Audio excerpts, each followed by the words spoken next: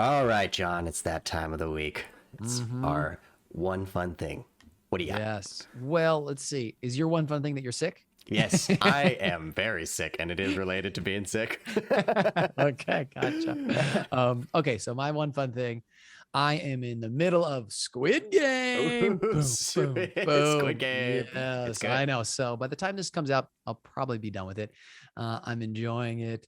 It is violent, it is gory, but I'm surprised.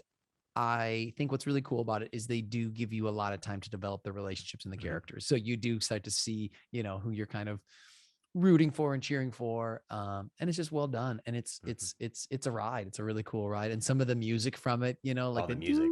yeah, So like good. the music's so good. It's just well done. Takes you into this world. It's clearly well thought out. Like the writer clearly rewrote this 100 times, and it's just perfect in that sense. It's such a Korean films and TV is just, I don't know, it's hitting a spot in America right now that I think is really good and interesting. Yeah, and so I'm excited, and I know, that's part of, like, I think Netflix's push is to do more productions around the world. Like, I think there was a Korean produced show, like you're saying, and I think it's great. I love it. I love it. Another show that I love from Germany is Dark. If you haven't seen Dark, like, I watched a bit of it, but I like to watch TV while I'm doing stuff, and I can't do subtitles at the same time. It's so hard. But if you get a chance, Squid Game, of course, if you haven't already seen it, and then Dark is another one that's just really, really good. Those are good.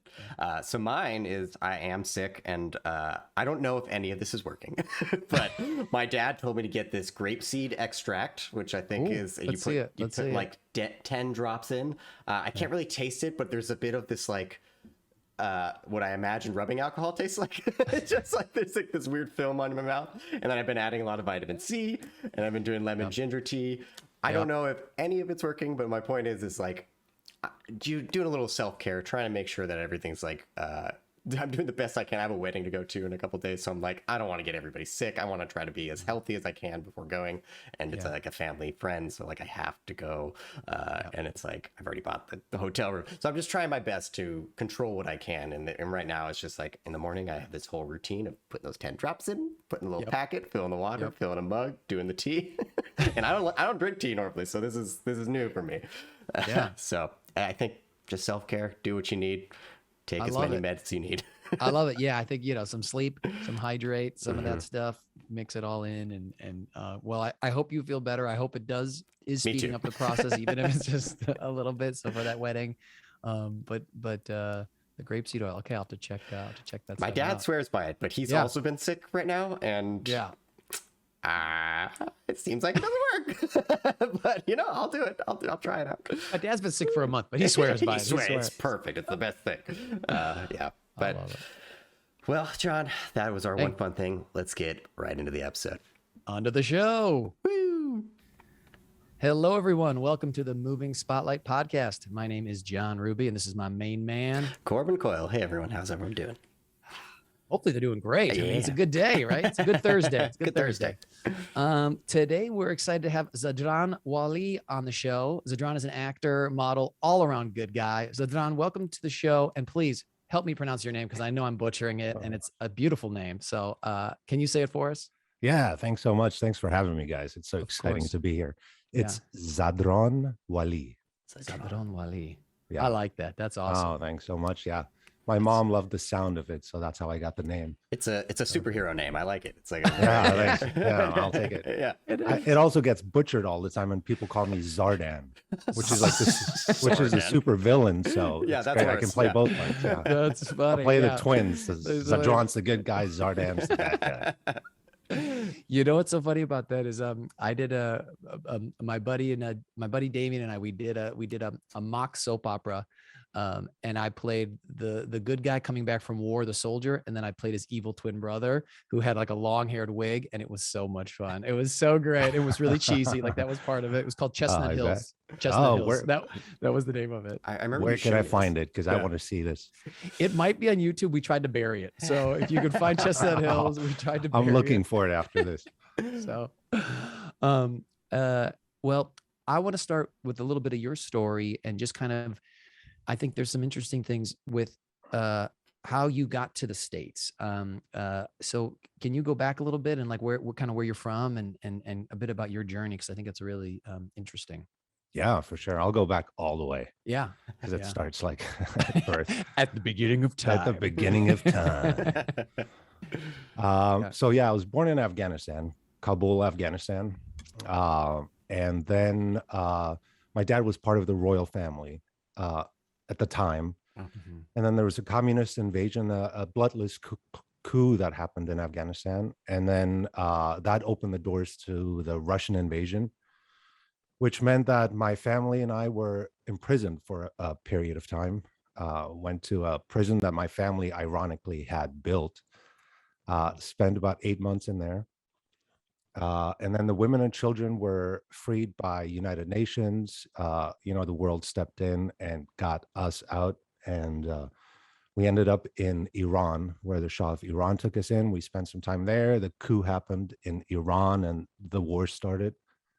So from there, we ended up moving to Italy, settled down, lived in Italy for about a year.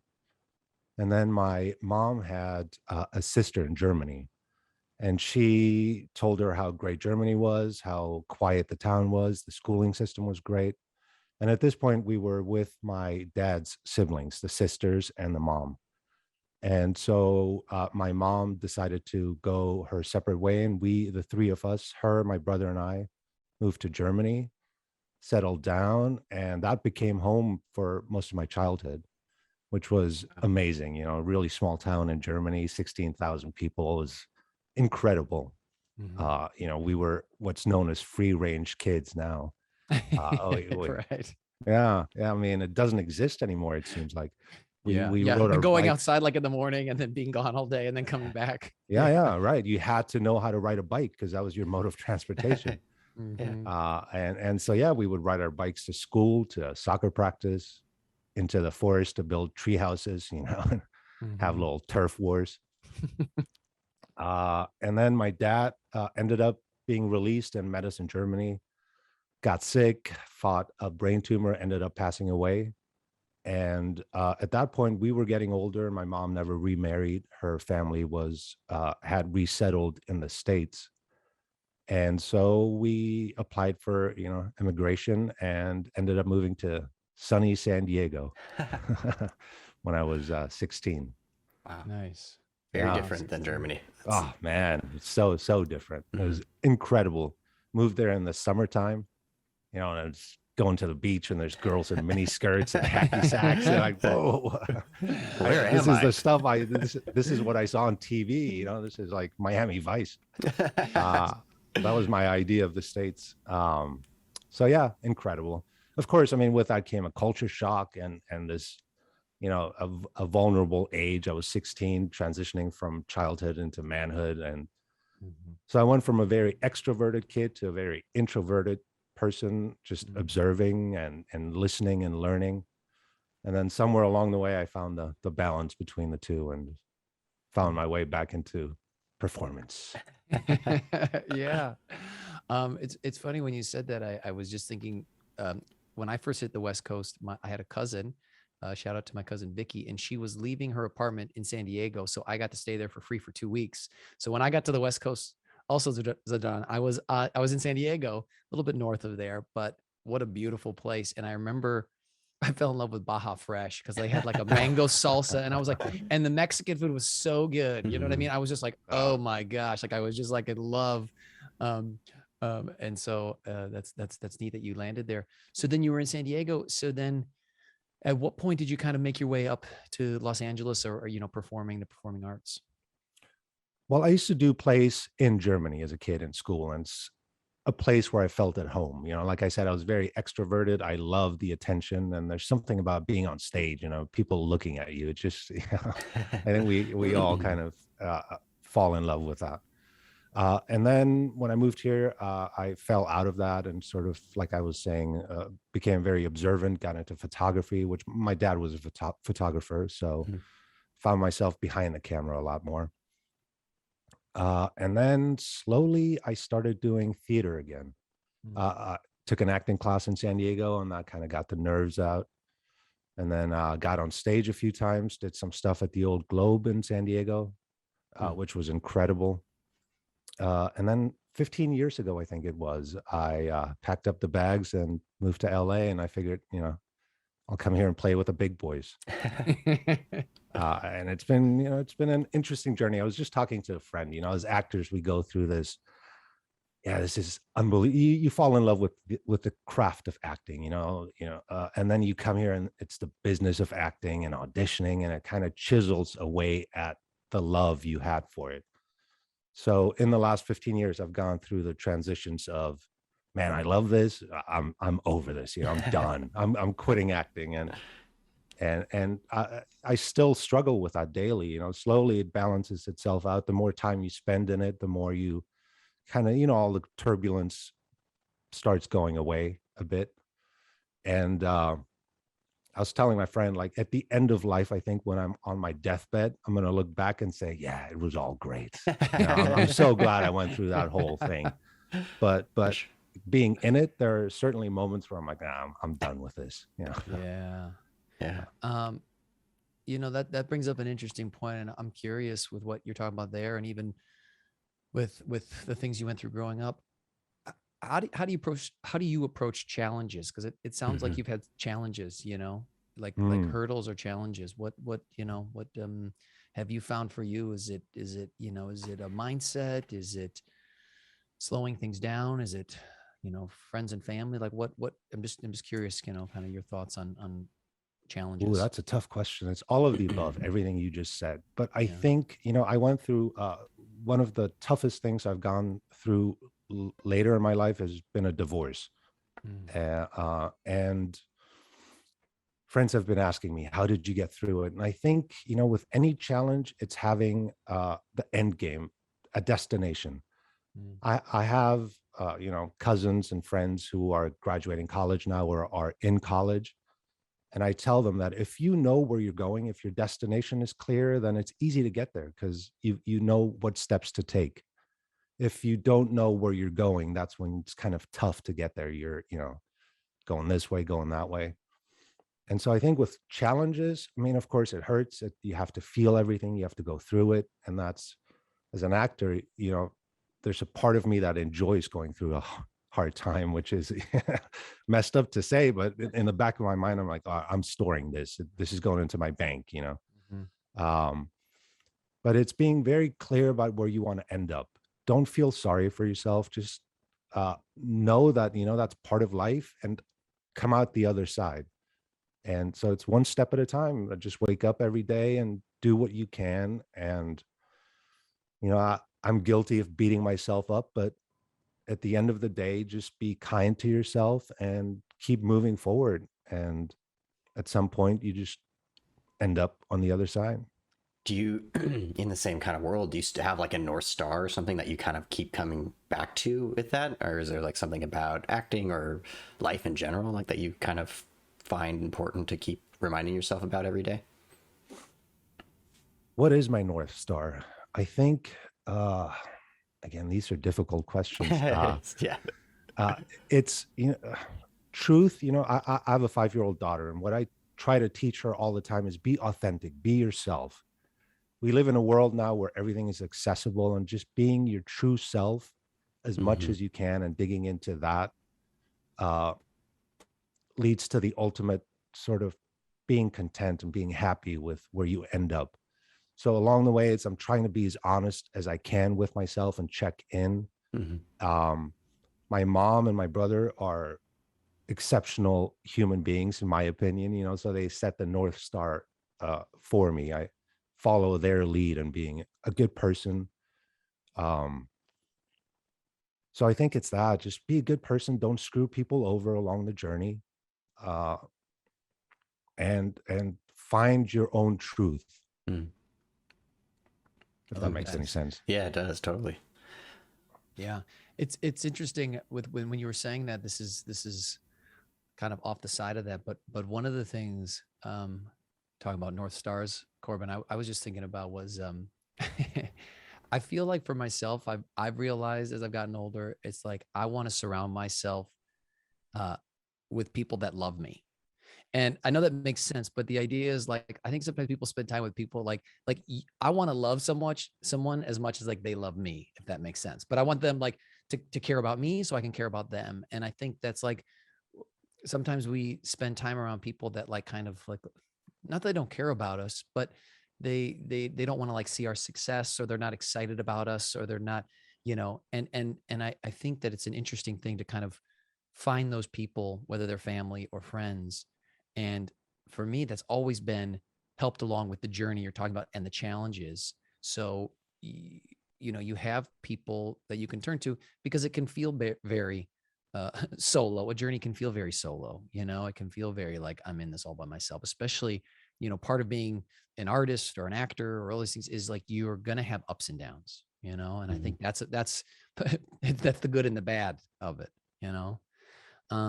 I couldn't agree more. I think having a nice support system like that, people exactly like you said, people who love you and people who you can love, and people you can do things for, and people who do things for you, that's so important.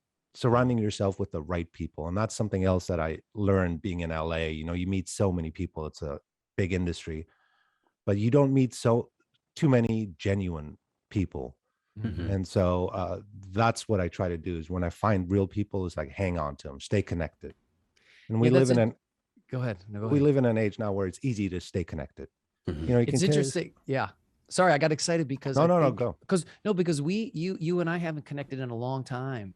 But part of what I remember about when we met a long time ago, which I think was on a print job or an audition, I'm not sure which. I think it was a print job, because we were speaking German. Yes. Over the German. Cool. That's cool. right. That's right. Yeah. But I remember you being very genuine. And so even though many years later now we're reconnecting, I remember that being a part of one of the reasons I was talking to Corbin about, we'd love to have you as a guest. And so that's interesting. You talk about that, because I think you, from what I know of you, it's like, you live that or try to live that. So that's really neat. That genuineness for sure. Oh, that's nice to hear. Thanks. Right back at you. It's all front with me. It's all fake. Corbin knows. He just it's like a paper thin mache. He just pokes right through it. When the cameras are off, John is horrible. Oh, you're a good actor, John. Exactly. You fooled me. It's all acting. Yeah. How do you balance? It's interesting. So I have a 5-year-old son. I don't even know if we've chatted about this. I have a 5-year-old son. How do you balance kind of being a parent and creativity or career? Well, I'm like I mentioned before, I'm divorced, so I'm half the time I have my daughter, half the time I don't, so I'm on and off, which is good and bad. It's interesting. Of course I miss her when she's not around, but it also gives me time to focus on me when she's not around and do my thing, and then when she's with me, I'm fully with her. But like I said, sometimes I get tired of acting and I've lost my passion for it at times, but she's connected me to the truth of acting again. Being with her and just playing reminds me of like, oh, this is what it is. We have her stuffed animals and I'm doing voices, and she has maybe 30 of them and they all have a distinct voice and she knows them. So if the voice is off, it's like, well, you don't sound like yourself. She calls you on it. She calls me out on it. I'm like, oh yeah, I forgot. What's the voice for this one? Everyone's a critic. 5-year-olds are the worst critics. Oh yeah. They'll let you know. If they're not going to eat it, they'll let you know. They pull no punches. It's just honest truth. Quill the other day said to my wife, he's like, pasta again? She's like, yeah, pasta again. She's like, Mommy's had a long day. It was so funny. I was thinking it, but I would never say it, So when he said it, I was like, yeah, good job, buddy. Again. You passed him the note beforehand. Quill, come on, say it. Say pasta again. It's interesting. I was thinking about that with what you said you learned from your daughter. I had a big lesson like that with my son where I took him for a walk. He was maybe 2.5, 3. And there's a path I always walk where it's like, okay, I got to get to the fence at the end. And then I turn around and come back. And we got like 3 steps in and he was like looking at a flower and looking at all this stuff. And in my brain, I was like, let's go, kid, move it. And then all of a sudden I kind of had a realization. I was like, why do I have to make it to the end of the fence? And like, what, that's my own construct of like, I got to get there. Right. I got to get back. I got to, versus we could hang out here. And it was a really, when we're rushing, going, but that was an interesting thing. I think that like sometimes that was something that I learned of like, okay, we can slow down and kind of be in this moment and enjoy it and try, and it can be challenging, with our cell phones and with life happening, it's hard to, I think as a parent, to be present and give attention. But I really think it's the number one thing. It's something lovely that my parents really did, was listen to my sister and I, and they just like sat there, they really listened. And I love that about them, because I think it makes you feel heard no matter what your age is, Oh yeah, Yeah. 100%. Yeah. And she's so good at expressing herself because she is heard. I do the same. I listen. Mhm. I relate to your story so much. I liken it to when you've heard a song like 1,000 times, it kind of becomes stale. And then you play it for someone who's never heard it, and they get excited and you get excited. Like, oh yeah, the song is great. And that's how it is with her, like walking through, and she looks at a tree or at a flower and she's amazed, or was when she was younger. Yeah. And I was like, oh yeah, trees are amazing. I forgot. Look at Mhm. this thing. This is majestical. Yeah. So it allowed me to re-examine the world, re-examine fundamental principles that, I've taken for granted. Things Yeah. like hard things are hard to learn, and it takes patience, and Mm. you do it one step at a time. I'm teaching her how to swim or ride a bike. Mhm. And so as I'm teaching her, I'm reminding myself, oh, do that for myself. Take my time and Mhm. uh, be easy on myself. I don't have to be an expert right away. It's about, chipping away and slowly getting better. I Mhm. got back into surfing, during the pandemic. I'm a pandemic back to surfing baby, because that was the only thing that was open, was the ocean. Yeah. Sure. And I used to surf and I was okay. I was maybe intermediate, and then I fell out of it for years, just got busy. Yeah. I got back into it and started over, and I applied those principles to myself. I was like, all right, one step at a time, learn one thing at a time. And Mhm. it's been great. It's been such a rewarding journey to do it that way. Yeah. Yeah, I love surf. I'm not good. I'm same deal. Like I was like, I could do it, but I'm not the best. But what's your favorite moment out there? Because to me, it's like sitting on the board. It's not even catching the wave. It's just being like bright and early, just looking at the sunrise or whatever it may Hmm. be. What do you reflect on in that time?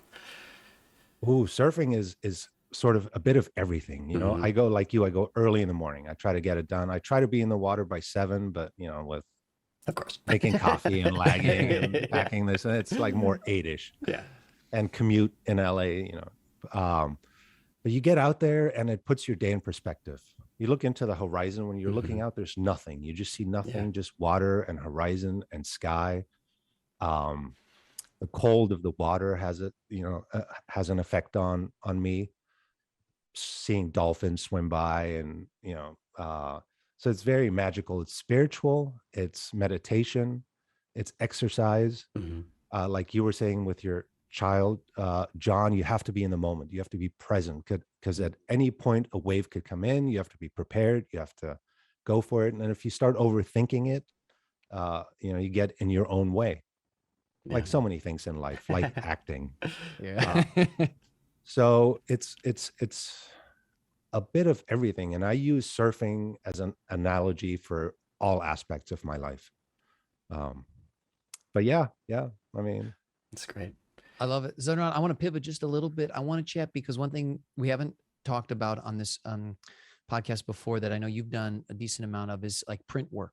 mhm. So we met on a job like that. And how did you kind of stumble into that? Do you have any advice for people that want to get into print, modeling, commercial print, things like that? Any thoughts on that?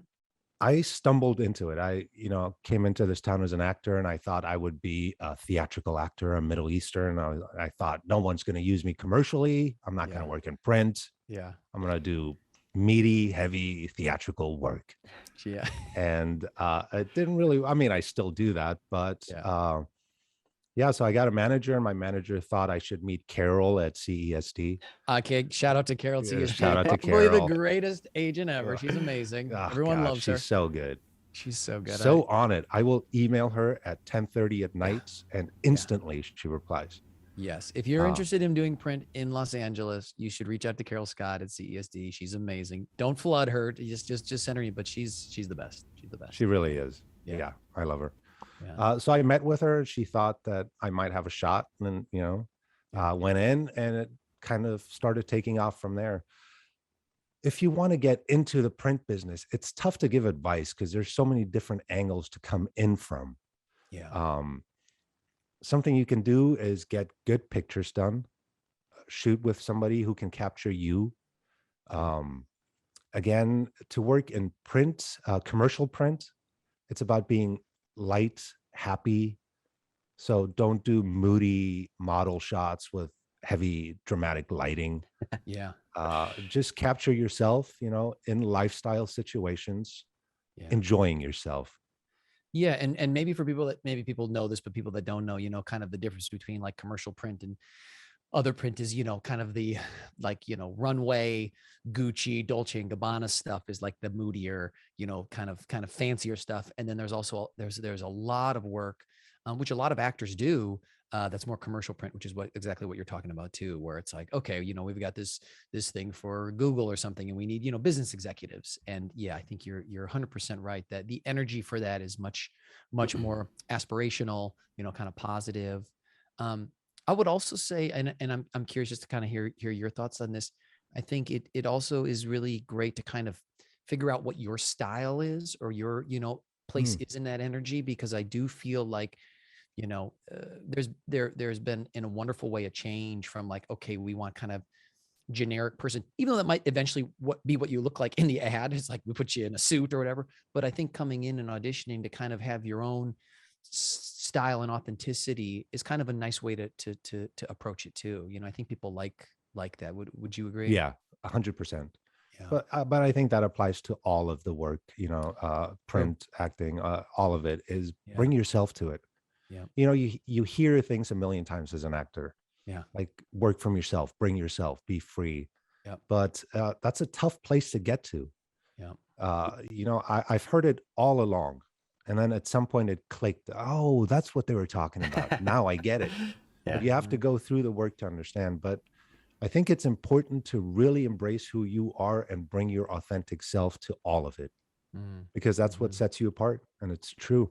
Mm-hmm. When you're bringing yourself for like a print job, I've never done any print work before, so I'm kind of a noob when it comes to that. Do you have like character thoughts? Do you have anything, or are you just trying to bring yourself, or what are the things that go on behind the scenes inside your brain, kind of thing? Uh, for me, I mean, a lot of the print auditions are pretty simple. You walk in and they're like, look at the camera, smile, and we're going to come in close. We're going to go out a bit, take a wider shot. Yeah. The place where you can kind of show who you are is they'll ask you a question. They'll do a video at the end of it, Hmm. and they'll try to throw you a bit. It's a question that you may not expect. Like, where do you like to travel to? What's the best place you've traveled to? What they're looking for, in my opinion, is 30 seconds to a minute of you just being yourself and showing your personality. And that's where you can show yourself. So what you can do is keep in mind what you're selling, what the ad will be for, and kind of hone your response a little. Maybe some things are very big and happy. If you're doing Google, like John was saying, maybe bring it down a bit. You're a working professional, so you kind of do a bit of character work in that sense. But otherwise, yeah, just show who you are. Yeah, and I know just from Corbin with that question from personal experience, when I run castings, a lot of times we'll ask like a personality question. We'll do that for commercials and then for print. And you know, um, uh, sometimes the clients will be in the room, so that's an interesting thing too, where the clients are there. With print, sometimes they're just going to have like one call. They're not going to do like a callback. It's kind of an all in one. And I remember I'm just thinking of what you're talking about. And we did I was auditioning for Dave and Buster's thing, and the clients were there. And the guy before me was like super handsome, like Brad Pitt handsome. I was like, Jesus, so he went in and did his thing. And then afterwards I was like, holy shit, that was a handsome dude, right? And I made them all laugh. So I was like, well, that's going to be more my angle, is like, the friendly, charismatic, make them laugh guy versus that guy, and I think they had I think he booked it and I booked it, and a couple, there was a lot of people, but my point was also like, that was kind of in my comfort zone, and I think there are opportunities to kind of, even if they're small, but like Zadran was saying, to kind of tailor it towards you and towards what's going on. You know what I mean? And I think What I that's a love really, about that is that's what you felt at the moment. That's a thought you had. So when you walked in the room, you shared it with them. You were mm, open. And I think that's great. Yeah. It's that openness. Yeah, I think that's a really, great, just interesting to think about. Is there anything you try to do like every day, either in the acting or artist sense or for yourself? Are there certain things like either morning routines or daily things? I know you mentioned surfing, but is there in coffee, like are those can we deep dive a little more into some of those things at all? Yeah. The musts for me in the morning is I Yeah. get up, I have a glass of water, I take care of business, if you know what that means. Yep. Uh, and then I have some coffee. And then if I'm not surfing, I jump onto my computer and do so, look at my emails, look at my crypto investments. Yeah. Oh, we have to talk about this Yeah. later. Oh, I'm in crypto too. Oh yeah, everybody is now.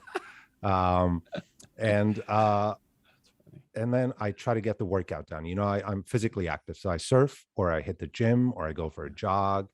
I do something, and that's part of what we do. We have to stay in shape physically and mentally. It puts me at ease.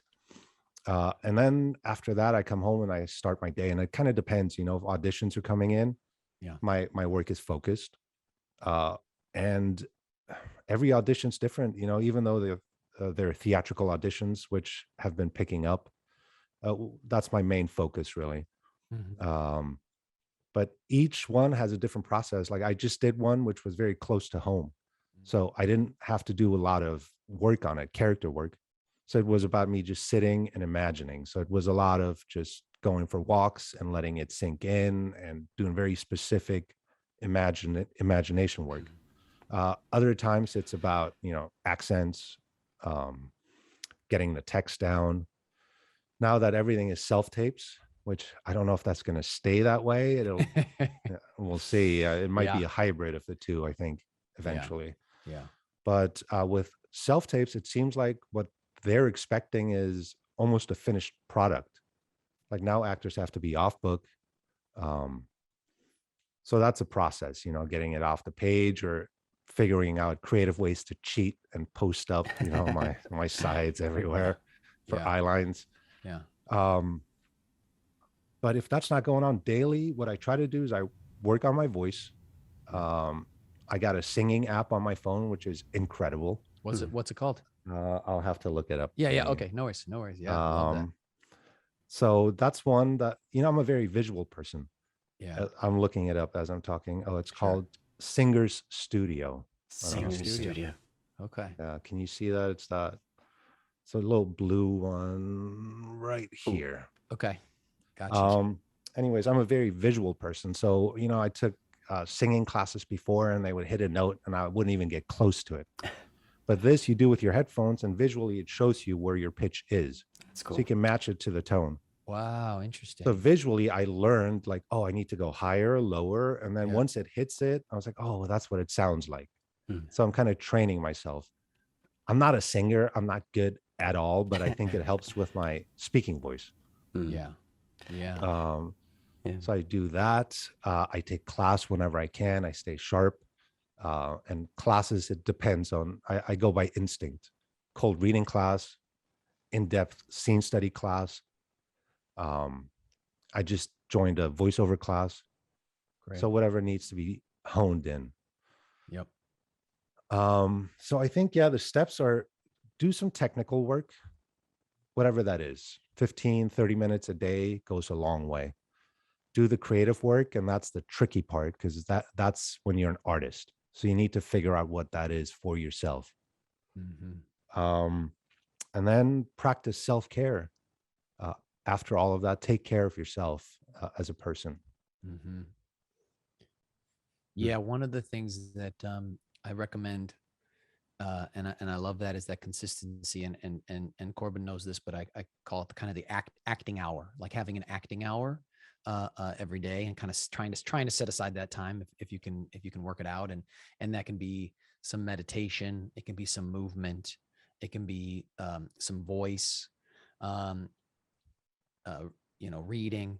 I also like, one of the things I like to recommend is like watch like an actor or an artist or an actress that inspires you. That can be fun, even if it's a short clip. Like sometimes it's like, for me, I like to renew what gets me inspired and excited. Like you mentioned, your daughter kind of did that to you, and it can be other people, it can be kids and stuff. But sometimes, like, I mean, you know, when I moved out to Los Angeles, like I loved the movie Swingers. Like I just loved that movie. And whenever I watch that movie, it brings me joy. I just enjoy that movie. You know, I haven't watched it in a while, but it's like something that I can always tap into. And it just, you know, it reminds me of where I was and, you know, the things I enjoy about acting and comedy and things like that. And so I think, you know, with having that daily practice, and I love what you said about the technical and kind of the creative, the consistency of that, it does pay off.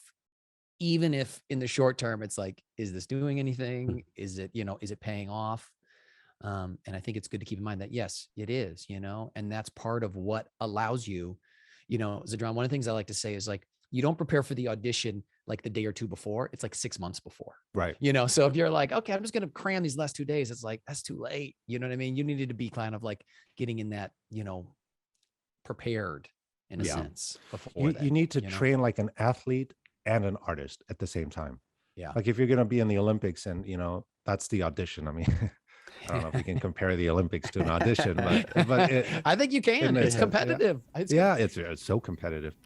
But yeah, you have to prepare. And then when that comes in, the audition comes in, you just fine tune it. You know, you do the specific work for that. Yeah. But everything else, you have to be prepared. Your engine has to be going. Yeah. So yeah, you have to do the work daily. And it's like what they say about the tanker, you know, when the tanker's going, if you course correct it 1 degree, you don't really notice it, but over time it ends up in a completely different place. Mm-hmm. And so if you can, you know, do a bit of work and course correct yourself 1 degree a day over, you know, months, years, you're going to, that's going to be significant. Mm-hmm. Yeah, what's the quote? It's like success is a mix of luck and preparation. I think it's absolutely that. Like you don't know when that luck is going to show up. So keep coming in, keep being strong and working towards, like, I totally agree that acting is like a sport. Like one, the competitive nature of it, but two, just the fact that you have to train so many different parts of your body to be able to perform, you know, like there's not just one avenue. If you're playing volleyball, baseball, you have to be good at pitching, throwing, batting. Like it's just, you just have to work on every side of the coin when it comes to acting. And that's what makes it difficult. And also what drives me to keep going, you know? Yeah. It's fun. Yeah. It's continuing. There's like room for continual improvement, you know? And I look at that a lot with basketball. I mean, you know, I love that sport, but you see the guys that put in the work in the off season and then they come back and you see the results, you know what I mean? But you see that time in the gym and then, you know, you see the guys who are like, oh, they're at a lot of award shows and maybe the next year they don't come back as strong. And, you know, and that's part of, I think what I also see with artists is the ones who are kind of putting in the grind, who are doing what you're saying, Corbin, you know, and then when those opportunity arises and they have some luck, you know, that's where things happen, you know, that's where success can happen. But yeah, you got to put yourself in those situations, you know, and prepare yourself. So, speaking of success, I think it's a good time to transition to our fun segment of brag time. Brag time. It's time for you to brag. Brag time. Brag time. Yeah. So this is something that, you know, a lot, you know, I feel like we either know people who are really cocky and you're like, okay, stop talking about yourself. Or we know people who are really humble and like, they don't talk about themselves at all. And so we have this segment because we have a lot of humble guests on here where you get to celebrate like a win that you've had. And it can be a booking, it can be something in life, but it's a brag that we can all enjoy together because it's a win. You know what I mean? So anything come to mind for brag time? Yeah. Well, the first thing that comes to mind is I have a recurring guest spot on a show called United States of L on CBS Thursday nights at 8:30. Yeah, that's amazing. And we're taping this on a Thursday, so I'll be on tonight on an episode. Nice. And it's a great fun role. It's you know, multicam sitcom.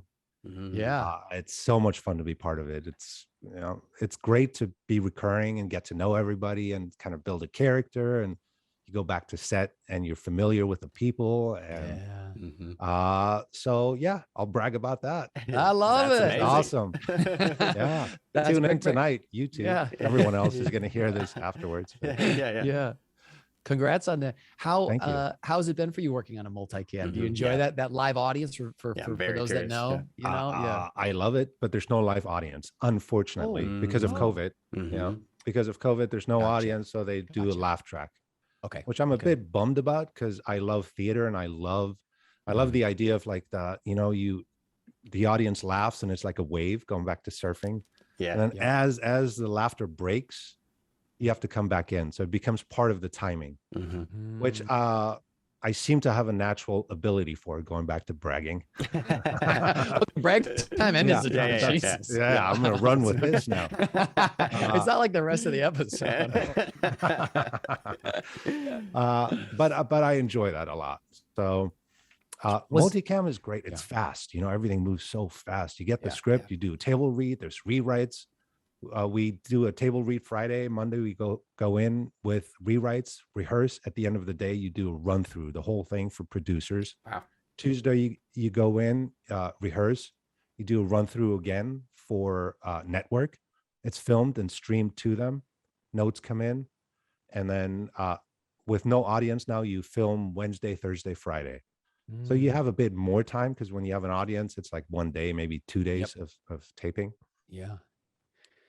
But how was it when you auditioned for that? Did you feel like, was that a self-tape and were you like, that felt really good, or how did? Yeah. I've done it long enough to where going back to when I'm free, when I'm loose, it feels good because at the end of it, I'm like, that felt great. That was fun. If it was fun, it was good. Yeah. In my opinion. Yep. And so at the end of it, it was great. I felt good. I improv some lines at the end. Yeah. Which they ended up loving. I found out after. Yeah. So after I did it, I was like, that was good. If it's they funny. don't hire me, they're dumb. Yes, I love it. It's funny with the improving lines at the end in commercials. We always want improv. In theatrical, some casting directors are like, don't do it. Some are do it. I always say if it's like, if your shit's funny, then do it, because there are writers that respect it, but if it's not good, don't do it. And it's like, well, how do I know? I don't know. You just have to feel it, because it's one of those things where it's funny you say that, because they like that part and they like smart, funny people in those worlds, I think, but I think it gives them a sense that you understand the world you're in, because when you create your own lines, it's like, it fits into what we've created. So he's in there. They also just want to laugh too, so if you're funny on top of it with the multicam, they're excited. They're on board. They want you to bring that kind of stuff. Totally. Yeah. I love that. Yeah. I was just thinking, I got to work on Dr. Ken with Ken Jeong, and he was such a cool, I only worked on one episode, but he was such a welcoming, lead of a show. And it was such a cool feeling. And so it's neat when you get to kind of feel part of like a family in a sense, you know what I mean? Especially when you get to go back like that. Is such a great, it's a neat feeling, It really is. That's the stuff that brings the passion back. Because, now we're auditioning into a void. That's what I liken it to. And like these self-tapes. Yep. Because at least if you go into a room, you do it for a casting director, even if they say nothing, you get a sense by their reaction. You walk out like, that was, you get a vibe. Yeah. Now you film it and you send it off into space and you hear nothing. And it's like, was I close? What? It's, and it's new shows, streaming shows that you have nothing to reference. Yeah. So you can't tell what the tone is. And so that kind of takes away the joy after a while when you keep sending stuff off into nothing. Yeah. And then you get to work and it's like, all right, there's the fun. That's the fun. This is what I'm doing it for. Exactly. I love that. Well, we have to take a quick commercial break. We'll be right back to discuss some more.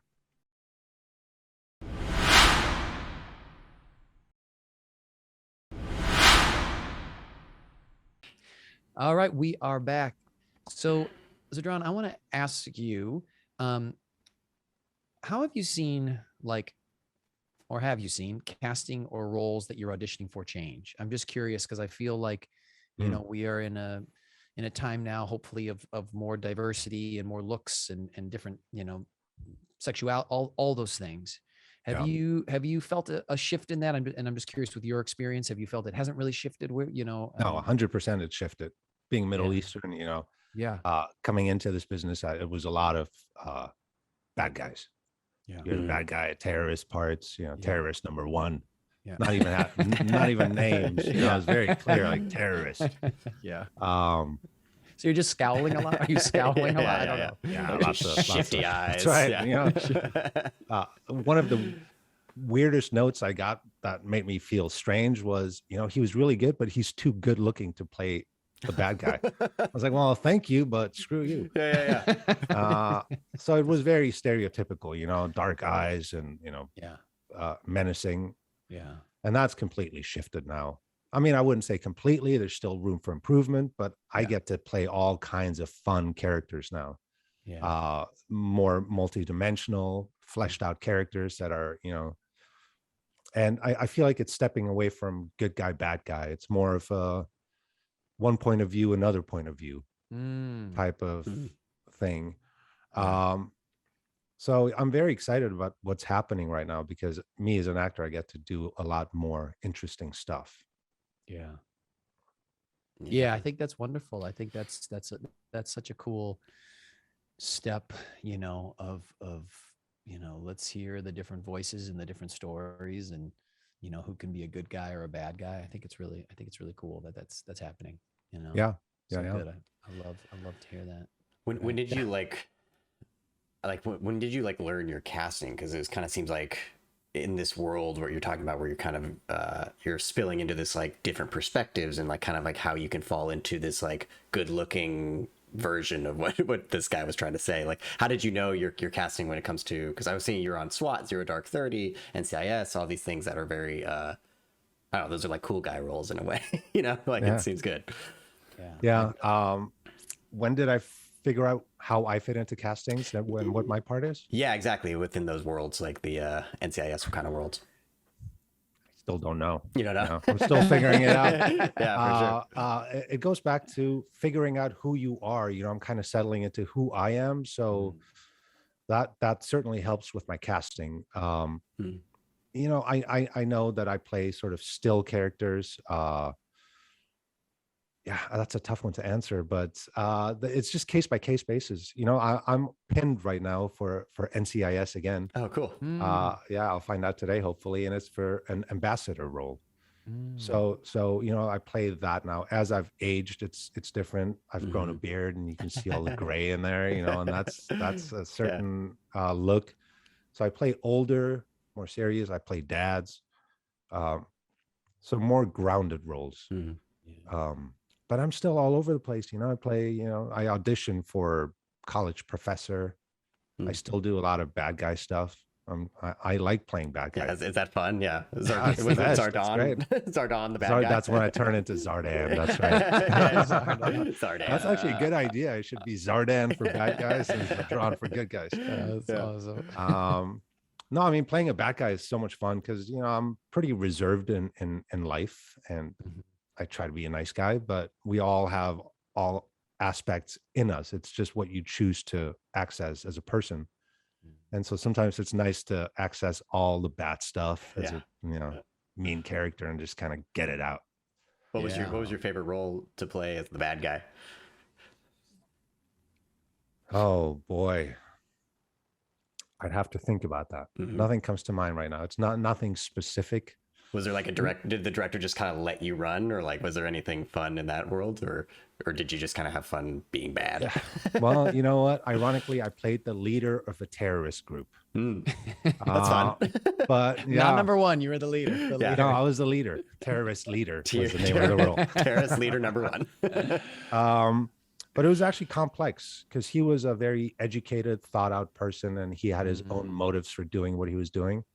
And it was a film, and the director was kind of stepped out of my way because I love preparation. The more time I have, the better, because I like to flesh out the character. Like I said, go on long walks and absorb it and imagine it. And so with that one, I had a lot of time.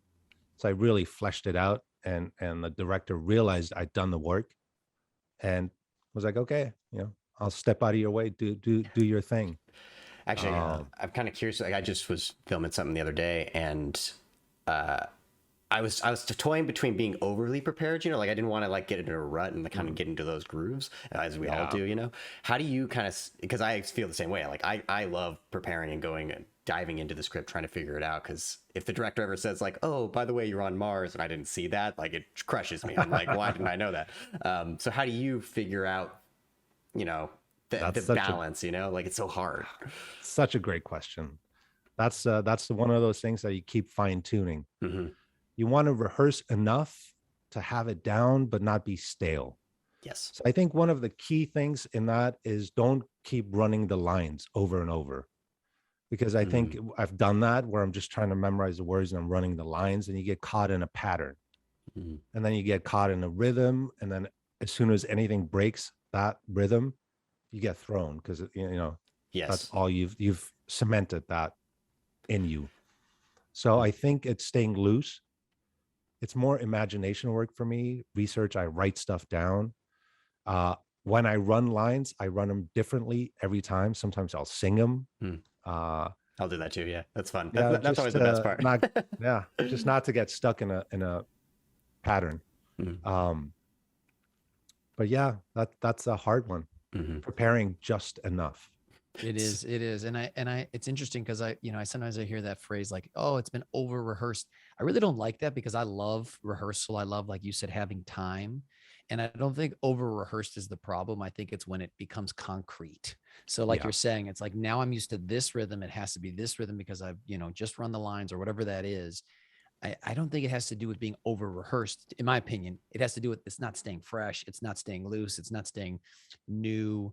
And so I think, with what you're saying, I think that's a great point with the, imagination or keeping it fresh. I was thinking, Zadran, you'll appreciate this. I did an independent film called Cerebrum where I got to be the bad guy, and I was the German bad guy. And it was that was very fun. And I was pretty much I did a Christoph Waltz impression. I'll just do Christoph Waltz. But it was so much freedom in that world of just being that guy, in a sense. And it is fun to kind of explore. I think that's part of why we all love to do this, is kind of the darker side and the lighter side, and it is kind of, to go and have those, it's not that they're crazy thoughts, but like the thoughts of someone else that would be in these shoes, and what does that mean when you're trying to achieve this goal? This is this character's objective, which is very different than myself in life, Was that the role 100%. Where you had the mustache?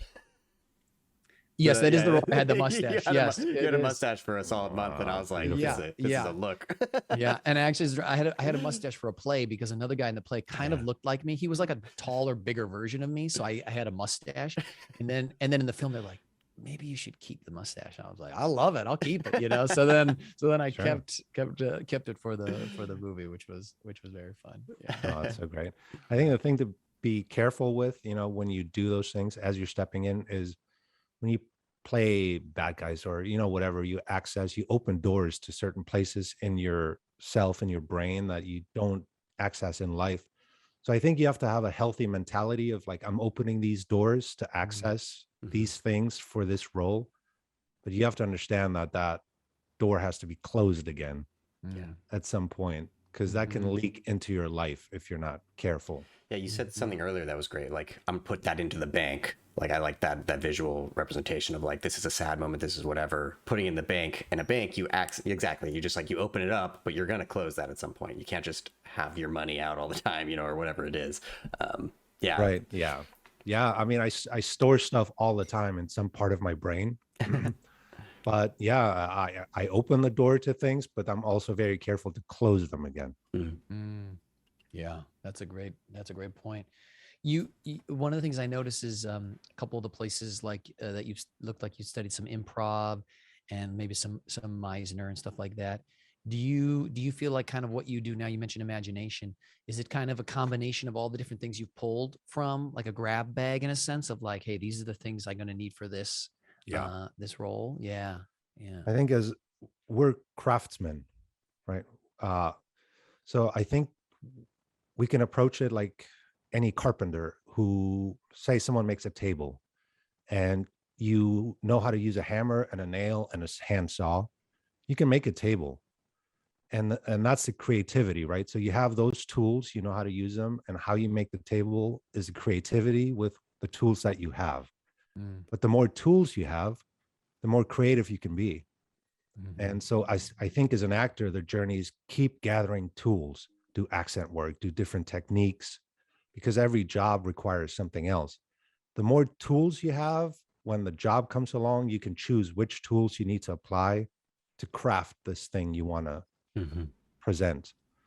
So yeah, I think all of them have been great. You know, Meisner's been so great in listening, and improv is tough for me because I like to analyze, and like I said, I like time, and that's not there. You know, just Sure. feel it, you say it, step out of your way, don't judge yourself. Mm-hmm. And that was tricky for me, and it still is tricky not to get in my own way, but it's a very powerful tool for that. So yeah, they're all tools that I keep putting in my tool bag. Yeah, definitely. I'm kind of curious, pivoting a little bit, but I saw that you did. I'm a big video game nerd in general, and I saw you were doing some voiceover stuff with video game worlds. Does that compare? Or how does that feel when it comes to like going into a sound booth, or you got this fancy new mic for voiceover stuff? Like how is that? Like that seems like an interesting world that you're part of. It's intense. Mm-hmm. There's 4 hours of screaming and making sounds of being hit and falling. Okay, you jump over this rock. Now you jump a little bit harder. Now a little bit harder. Now jump sideways. And you're like, and you're just doing that, or you're screaming, and you're getting hit in the face. So there's a lot of that. And then there's, of course, the character voice, and that's goes right back to acting. You create the character. I mean, the ones I've done were a bit more caricature-y of a character, more intense. But yeah. I was just I just saw a clip. I think it was on Instagram. It was pretty cool. They showed like Bradley Cooper doing some voiceover stuff. I think maybe for is it Groot or something? Yeah, but it was cool. He plays the raccoon. Right? The raccoon. Sorry, the raccoon. Yeah, yes. Oops, I'm gonna don't kill me. Vin Diesel was the other. Yes, you're right. Vin Diesel was Groot. Yeah, yes. Don't get canceled, John. Don't get canceled. Get canceled for the wrong person now. But how physical he was, and there's a couple of them. I mean, I think I saw Tom Hanks from Toy Story. But then there was a couple others, and you just saw, it was really kind of cool to see the camera there as they're doing it, and how much the physicality with certain parts. And I think that's such a great thing, how much the physicality helped them with the voice. Even these like, super experienced, super talented actors, they didn't just stand there and do it. They were getting into it, having fun with it, playing with it, and using their whole body to express it, Oh yeah, that's such a good point. That's both good and bad, I think, because you can use it to express yourself. You're not on camera, so you can really use your body to make a sound. But also sometimes the character's running. Of course, you can't run, so you're in place trying to create that, and that sometimes is challenging. Yeah. Did you have to wear those cool suits with the balls? No, I never did motion capture. Yeah, motion capture. I'd love to. Yeah, looks fun. I know there's like, you have to like hold the gun like a little wider. I don't know exactly the details, but you kind of have to be a little bit bigger because I guess it doesn't track it completely accurately. There are a bunch of that classes. makes sense. Yeah, I don't know fully the details, but it is kind of it's a weird world. Like you have to like crawl around and like get all these same things that we're talking about, Corbin, that was the last clip. As soon as you said that, made me think of it's Benedict Cumberbatch. Yes, he's like some sort of, I don't know, dragon or lizard Smog. from something. Yeah. Oh my gosh, and he's like so into it. You're like, whoa, like it's scary in like real life. You know what I mean? Yeah, the motion capture. Yeah, that's its own world too. I mean, that is crazy. All those things. See where the future of acting will be. It seems like more and more it's like moving in that direction. When are they going to build real life actors and avatars, and we'll just go in and do the voice for them? Now I hear that some people are selling their likeness. Like you'll go in and you get scanned, a 360 scan of your whole entire look, and then you sell the rights to your likeness. Wow. And now that can be plugged into anywhere.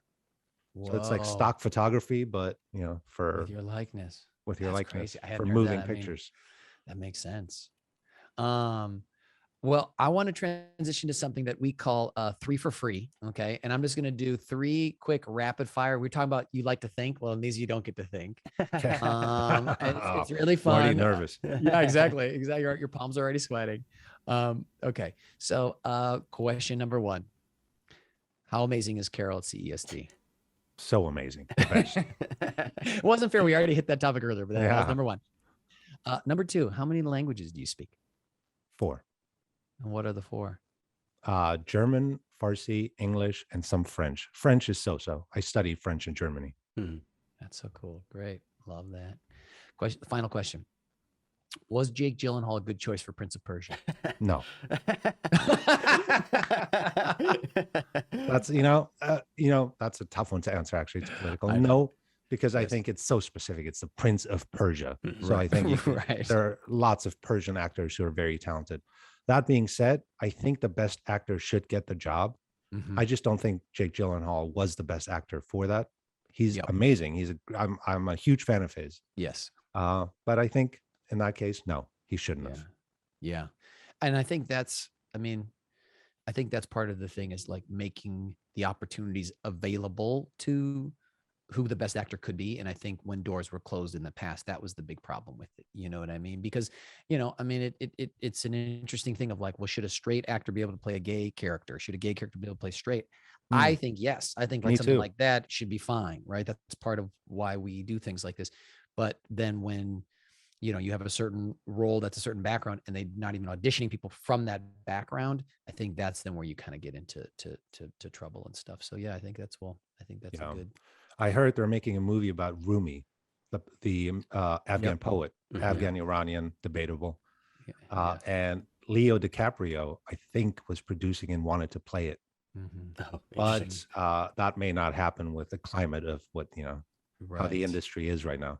Right. I'd like to put my hat in the ring for that. Yeah, for Rumi, I can see that. Rumi. We'll put it out there. Let's start it right here.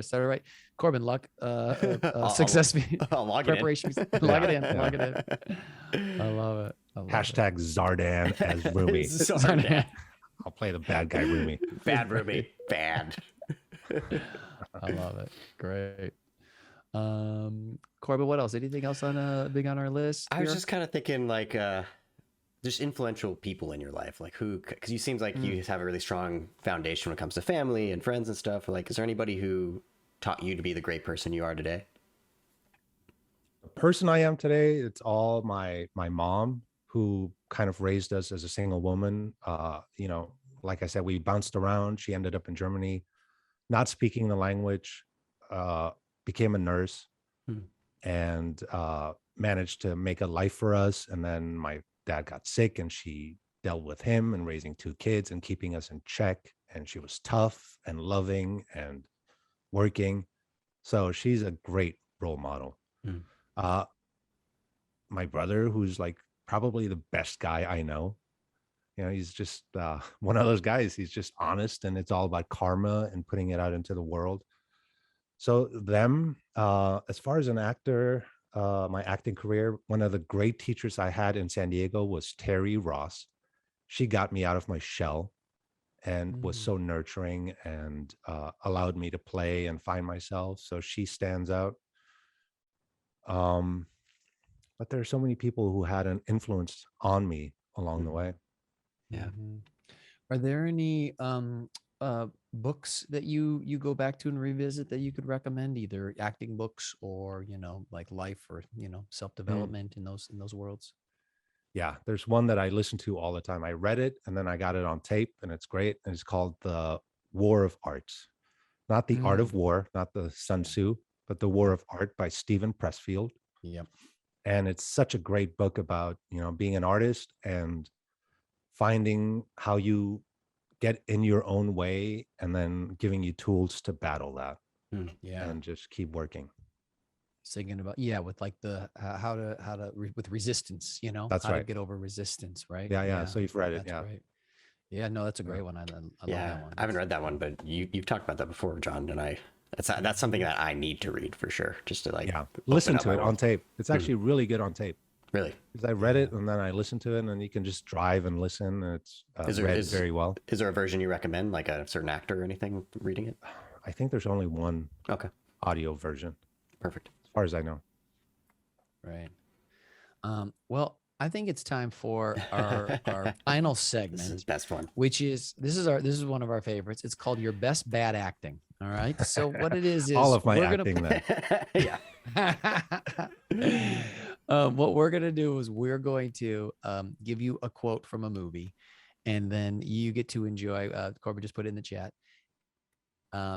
You get to enjoy acting it. And have fun with it. This is over the top. We don't want it to be good. We want it to be more fun. Now, this is, are you familiar with this movie or this role, Zadran? I'm not at all. Oh yeah, Fast Times at Ridgemont High. Yes, yeah. Sorry, I was just reading. Okay. Yes, I know it. That's okay.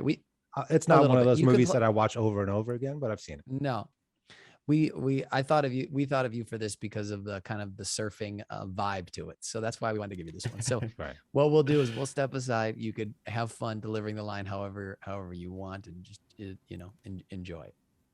Okay. Well, Stu, I tell you, surfing's not a sport. It's a way of life. It's not a hobby. It's a way of looking at that wave and saying, "Hey, bud, let's party, huh?"